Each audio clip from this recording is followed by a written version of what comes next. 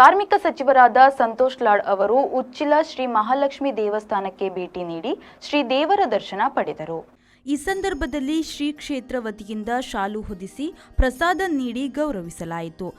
ದಕ್ಷಿಣ ಕನ್ನಡ ಮೊಗವೀರ ಮಹಾಜನ ಸಂಘದ ಸದಸ್ಯರಾದ ಕಿರಣ್ ಕುಮಾರ್ ಪಿತ್ರೋಡಿ, ದೇವಳದ ಪ್ರಧಾನ ಅರ್ಚಕರಾದ ರಾಘವೇಂದ್ರ ಉಪಾಧ್ಯಾಯ, ಲಾವಣ್ಯ ಬಲ್ಲಾಳ, ಸುರೇಶ್ ಕಾಂಚನ ಕೋಟ್, ಸೌರಭ ಬಳ್ಳಾಲ, ಶ್ರೀ ಕ್ಷೇತ್ರ ವ್ಯವಸ್ಥಾಪಕ ಸತೀಶ್ ಅಮೀನ್, ಪಡುಕೆರೆ ಮುಂತಾದವರು ಉಪಸ್ಥಿತರಿದ್ದರು.